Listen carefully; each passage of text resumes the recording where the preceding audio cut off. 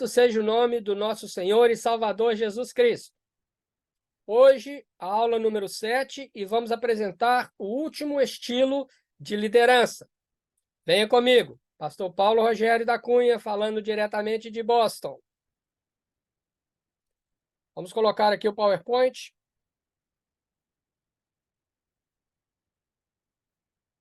Ok.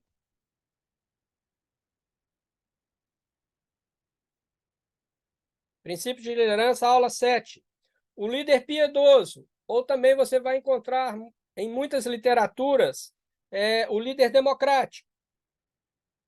Olha o que diz o apóstolo João na sua terceira carta. Porque muito me alegrei quando os irmãos vieram e testificaram da tua verdade, como tu andas na verdade. Não tenho maior gozo do que esse, o de ouvir que os meus filhos andam na verdade. Amado, procedes fielmente em tudo o que fazes para com os irmãos e para com os estranhos. Olha como que é importante, né? É praticamente um testemunho que João diz, né, sobre Gaio, né? Quando ele fica sabendo a obra de Gaio, ele emite essas palavras, né? Que ele estava alegre. Então, os irmãos vieram, quer dizer, eles se deslocaram de onde Gaio estava, vieram até o encontro do apóstolo São João e testificaram a verdade. E como que Gaio andava na verdade.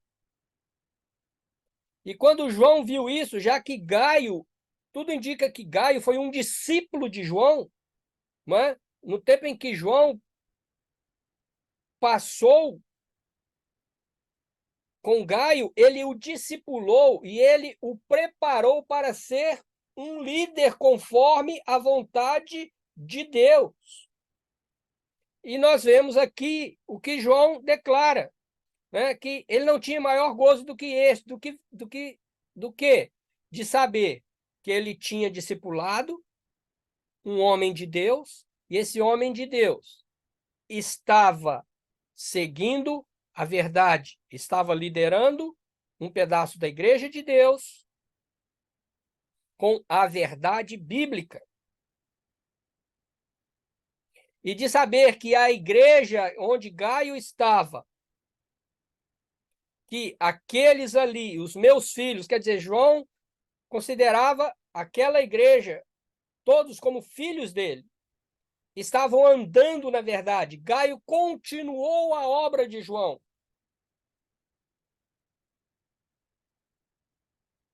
E vê que procedes fielmente em tudo o que faz para com os irmãos e para com os estranhos. Então, era um ministério, né, em que ele trabalhava com a igreja e com a necessidade da igreja do ensino, principalmente, e da união, e também trabalhava com os estranhos. Quem são esses estranhos? São aqueles que precisavam e necessitavam de ouvir o evangelho da salvação. E Gaio fazia isso. Então, aqui mostra um líder que ele tem a sensatez e a sabedoria de Deus para apresentar enquanto líder. Não é? E aqui nós vamos ver aquele script de pontos negativos, positivos, características. As características. Ele tem muito amor. Ele tem muita autoridade. Ele é motivador.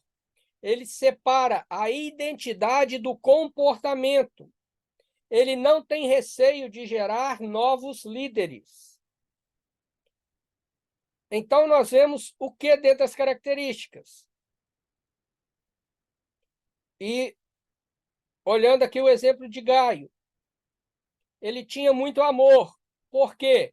Porque ele estava e tinha uma influência positiva entre a membresia da igreja e incentivava os mesmos a pregarem o evangelho aos estranhos.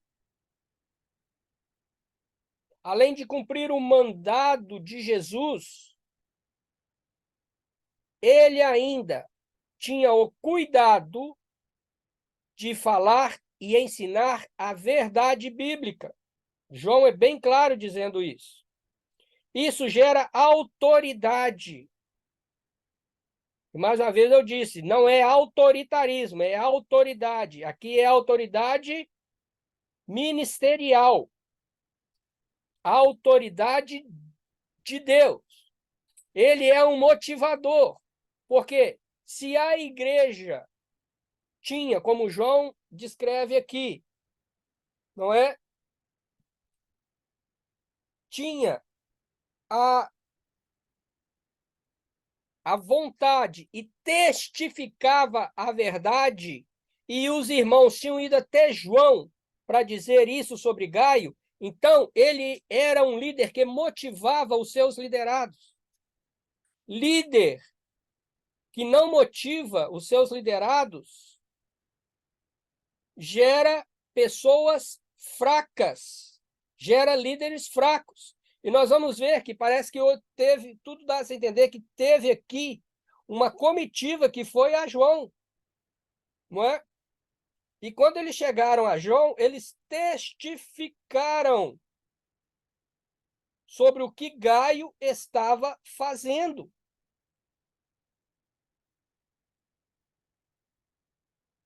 Outra coisa, a questão do separar a identidade do comportamento.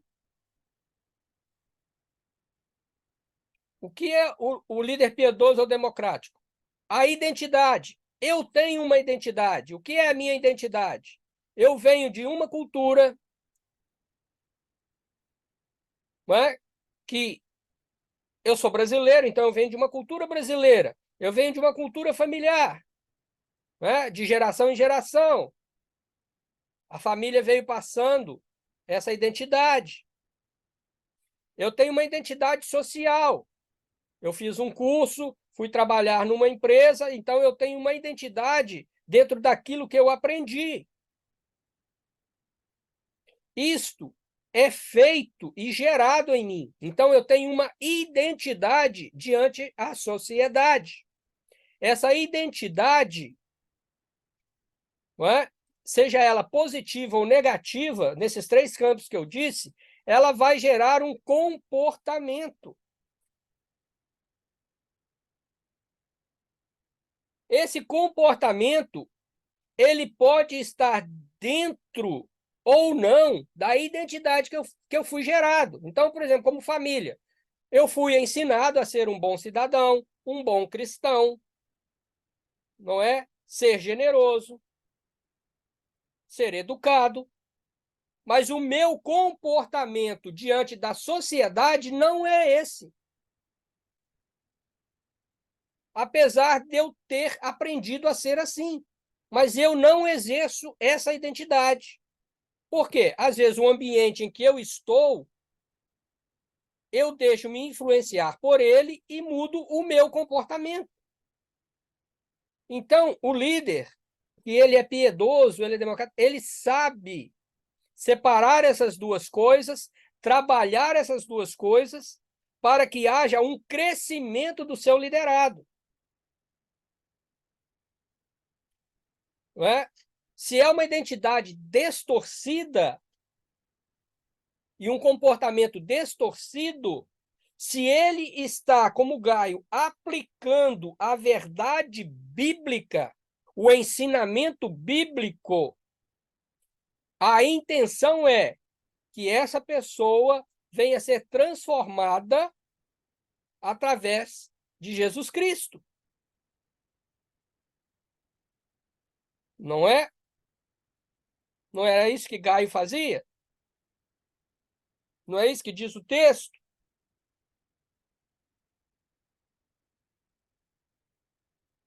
Diz o texto que Gaio andava na verdade. E eles testificaram essa verdade em que Gaio andava. Então eram homens, nós não sabemos como, mas eram homens que foram transformados através da verdade e do caminhar de Gaio dentro do conceito bíblico. E outra, o líder piedoso ele não tem receio de gerar novos líderes. João é muito claro, no verso 4. Não tenho maior gozo do que este, de ouvir que os meus filhos andam na verdade. Então, Gaio continuou a obra de João. Então, João gerou um líder sadio. Ele não teve medo de perder a sua autoridade, ou ele não teve medo de perder a sua liderança. Não. Na realidade, a sua liderança ela foi fortalecida no momento em que os crentes viram em Gaio aquilo que eles tinham visto em João. Então, eles se fortificaram. Entendeu? Então, tá muita gente com medo de gerar novos líderes, porque acha que esse tem que manter o poder. E não é assim que a Bíblia ensina. João aqui mostra que ele formou Gaio, e Gaio continuou a sua obra. E Gaio, depois que João partiu, ele continuou e se tornou líder daquele local. Nós não somos eternos. Nós não formamos e temos impérios.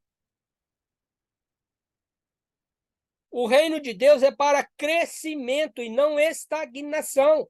Então o líder tem que entender isso.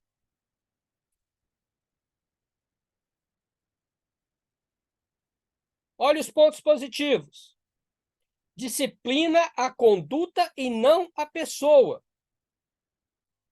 Né? O líder piedoso e democrático, ele corrige e confronta, mas valoriza, ama e aceita. É aquilo que eu disse, não é porque você pensa diferente de mim que eu sou seu inimigo.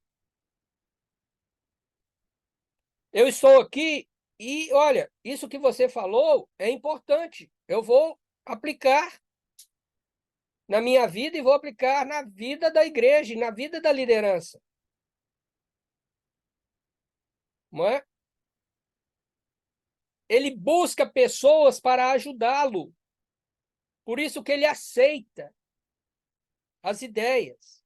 Por isso que ele valoriza as pessoas que vêm até ele, mesmo que seja com uma crítica e não seja construtiva, mas ele é sensato. Ele pega aquilo, analisa e vê, olha, a pessoa não soube falar comigo, mas de tudo ela não está errada. Então ele valoriza. Se a crítica é construtiva, ele sabe sugar aquilo, não é? Remoer aquilo em sua mente para melhorar. A sua maior intenção é restaurar a pessoa de seu erro. E nós vemos aqui no final, quando João diz, né, que ele, Gaio, ele, além de estar ensinando a igreja a andar na verdade, ele procedia fielmente, tanto para com os irmãos, como para com os estranhos. Não é? Então, quer dizer, ele tinha na sua mente a questão da restauração da vida de uma pessoa, de um erro. E ele sabe que ele precisa orientar a si mesmo para não errar também. Isso faz com que gere pessoas multiplicadoras e motivadas. E se esforça para ser um exemplo aos liderados. Não é? Ele não fica se autovalorizando. As suas próprias ações é que valorizam. Ele não precisa de falar que ele é bom nisso, ele é bom naquilo, ele fez isso ou deixou de fazer aquilo. Mas as suas ações o levam, né, a ser enxergado pelos seus liderados como uma pessoa com amor, e isso o motiva.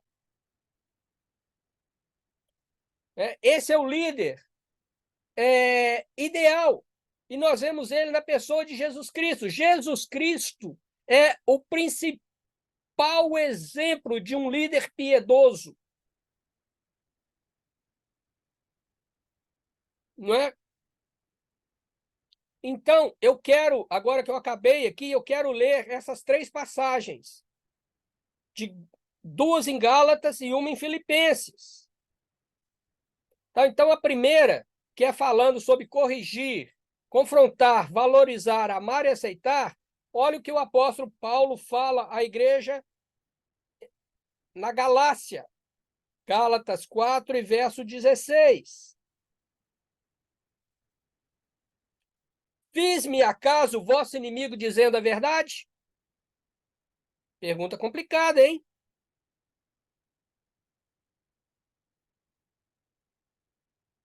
Quer dizer, Paulo estava confrontando uma situação, dizendo a verdade, mas ele estava dizendo, olha, eu não sou seu inimigo porque eu estou dizendo a verdade. E nem quero que você fique meu inimigo por eu te dizer a verdade. É tanto que é uma pergunta. Fiz-me acaso o vosso inimigo dizendo a verdade? Quer dizer, eu disse a verdade e a partir daí eu sou seu inimigo, porque você pensa diferente, você age diferente. Não. Porque o ideal de Paulo era pregar o evangelho e fazer com que a igreja crescesse em graça e sabedoria.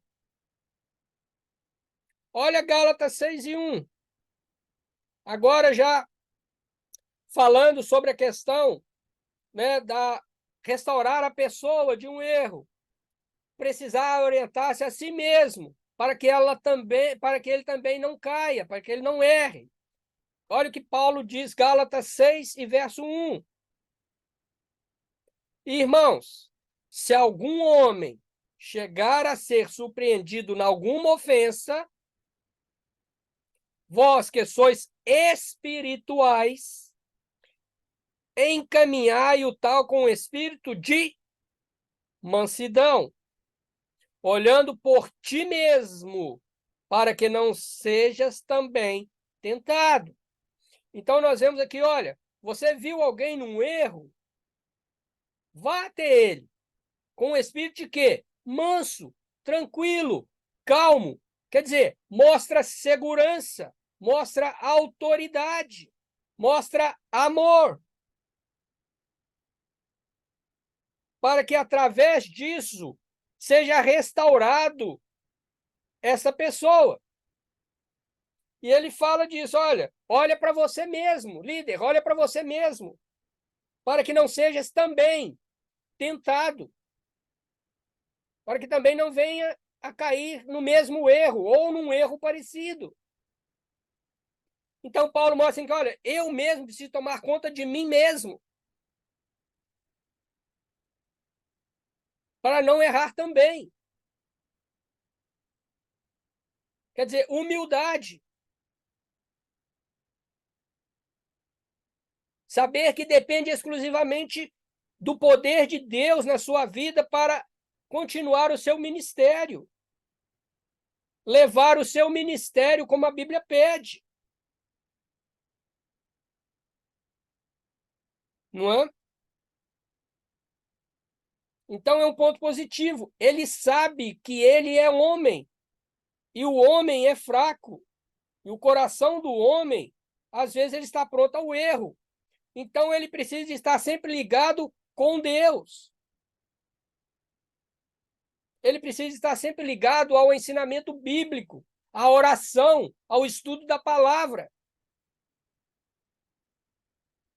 para saber como se conduzir e conduzir o rebanho de Deus. Porque, sendo assim, é aquilo que Pedro disse. Ele conduz o rebanho de Deus sem força, né? Não usa de violência, não usa de força, mas voluntariamente. Porque ele tem a segurança de estar firmado na rocha que é Jesus Cristo, e não nele mesmo e nos seus conhecimentos ou nas suas experiências como líder. Não, isso conta, é lógico que conta, eu não vou desprezar isso. Mas isso, sem a aprovação de Deus e sem a sabedoria de Deus, não adianta nada. E terminando, olha o que Paulo ainda diz à igreja em Filipos, capítulo 4, e o verso 9. O que também aprendestes, e recebestes, e ouviste, e vistes em mim, isso fazei, e o Deus de paz será convosco. Irmãos, pesado, hein? Veja como ele gera aqui pessoas motivadas. Por quê? Porque o que ele apresentou é motivador, é amoroso, é da parte de Deus, é verdade. Então ele tem autoridade cristã, autoridade divina. Eu vou ler de novo. O que também aprendestes. Então, o líder ensinou. E recebestes. Quer dizer, você aprendeu e você recebeu da minha parte a verdade bíblica, a verdade de como ser um bom cristão, a verdade de ser, né, um cristão que produza frutos. E ouvistes, veja bem, 3 coisas. Aprendeu, recebeu e ouviu. E viu a 4ª coisa em mim. Paulo falava dele mesmo. Ele como líder, ele como um homem que passou ali naquela igreja e ensinou a palavra de Deus e pregou o evangelho ali. Ele disse, olha, o que vocês viram em mim, o que vocês aprenderam de mim, que receberam de mim e ouvistes de mim, isso fazei. E o Deus de paz será convosco. É pesado. Pensa um líder falar isso. E, principalmente, não precisa de falar. O liderado, ele vê isso. E isso o motiva. Foi isso que motivou Gaio a continuar a obra. Porque ele aprendeu, recebeu, ouviu e viu em João um exemplo de líder de Deus. E ele sabia que, continuando as verdades que ele viu em João, e que João o ensinou e o discipulou, a paz de Deus seria com ele. Então, quando um líder é piedoso, é democrático, ele trabalha todas essas partes que eu li agora, principalmente em Filipenses 4 e 9, há crescimento, há líderes gerados, líderes sadios, líderes com capacidade de substituir e continuar a obra. Mas uma obra, a obra de Deus, e não a obra do líder. Porque o líder, ele se inspirou na obra de Deus. Então ele não vai ser autoritário, ele não vai ser permissivo e ele não vai ser negligente. Mas ele vai ser um líder conforme a vontade de Deus. Porque ele teve outro líder que foi assim e ensinou assim. E é assim que nós devemos proceder. Deixemos que o ator principal seja Deus e não nós. Aquele que quer ser o maior, que seja servo Foi isso que Jesus ensinou. Então, tomemos cuidado, como líderes, como pastores, enfim, dentro de uma liderança da qual nós conduzimos. Não seja o, entre aspas, aparecido do pedaço, mas seja servo, como Jesus ensinou. Com muito amor, com autoridade divina, porque ele vai dominar o assunto que está falando e orienta a conduta de modo que a pessoa entenda o seu discurso e obedeça e entenda que ele precisa de ser igual. Olha, o que o próprio Senhor Jesus, como eu disse, que é o líder perfeito, não é? Ele diz em Mateus 7, 28 e 29, ele diz o seguinte: e aconteceu que, concluindo Jesus esse discurso, a multidão se admirou da sua doutrina, do seu ensinamento, porquanto os ensinava como tendo autoridade, e não como os escribas. Os escribas eram autoritários, eles usavam do seu poder, da sua posição, para, às vezes, massacrar ou ensinar coisas dentro do que eles queriam. Mas Jesus não. Jesus ensinava com amor e com autoridade. Então, líder, analisa dentro desse texto que eu li.